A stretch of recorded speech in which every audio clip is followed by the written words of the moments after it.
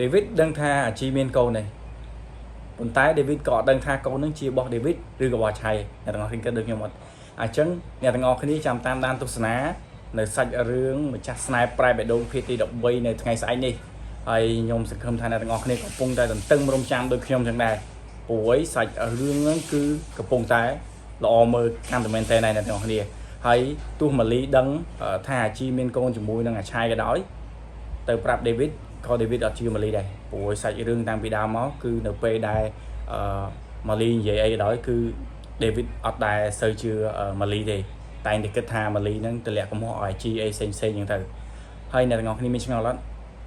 ថាហេតុអីសាច់រឿងហ្នឹងគឺពូត្រូមិនបញ្ចប់សាច់រឿងជាមួយនឹងពេលដែល David មកតន់ជាមួយនឹងអាបឺតដែលមកចង់ចាប់រំលោភនាងម៉ាលីអញ្ចឹងហេតុអីក៏មិនឲ្យប្រវិតធ្វើតាមច្បាប់ទៅហេតុអីក៏ដោះលែងអាបឺតចឹងទៅអញ្ចឹងសាច់រឿងហ្នឹងបើតាមខ្ញុំគិតអ្នកទាំងអស់គ្នាប្រហែលជាគិតដូចខ្ញុំដូចគ្នាអញ្ចឹងអាចនឹងភាគទី15អីគឺអាចនឹងចប់ហើយអញ្ចឹងស្អែកនេះចេញភាគទី13 14 15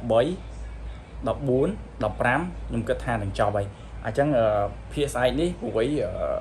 អាចនឹងដឹងថាអាជីមានកូនប៉ុន្តែសាច់រឿងហ្នឹងក៏មិនអាចដឹងថាអាជីនឹងមានកូនជាមួយណាគេដែរគឺ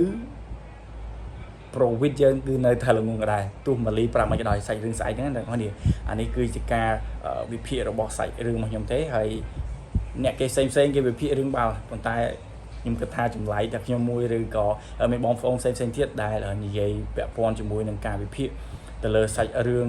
ម្ចាស់ស្នេហ៍ប្រែបេះដូងនេះហើយតោះអញ្ចឹងអ្នកទាំងអស់គ្នាអាចចូលរួមខមមិនឬក៏សាកនិយាយនៅក្នុងខមមិននៅក្នុង channel នឹងមើលថាតើសាច់រឿងនៅថ្ងៃស្អែកនេះដែលពូត្រូត្រូវនឹងផុសម៉ោង7ម៉ោង8ល្ងាចពេលយប់ហ្នឹងតើប្រវិតហ្នឹងដឹងថាអាជីមានកូនដែរឬអត់ហើយម៉ាលីអាចនឹងដឹងថាអាជីមានកូនហ្នឹងជាមួយណាគេព្រោះមនុស្សម៉ាលីគឺជាមនុស្សឆ្លាតនៅក្នុងសាច់រឿងហ្នឹងតោះអញ្ចឹងអ្នកទាំងអស់គ្នាចាំតាមដានទាំងអស់គ្នាហើយអរគុណមែនទែនសម្រាប់ដល់បងប្អូនពេញចិត្តនៅវីដេអូដែលខ្ញុំធ្វើបែបហ្នឹងហើយនិយាយទៅកាន់ការវិភាគទៅសាច់រឿងមុនអញ្ចឹងខ្ញុំគិតថាមានបងប្អូនច្រើនមែនទែនតែគាត់បានចូល view នៅ channel របស់ខ្ញុំហើយក៏អរគុណមែនទែនដល់បងប្អូនដែលគាត់បាន subscribe អញ្ចឹងអ្នកដែលមិនទាន់ subscribe ជួយ subscribe ម្នាក់មួយផងហើយយើងនឹងវិភាគរឿងផ្សេងទៀតជាមួយគ្នាអរគុណបាយបាយ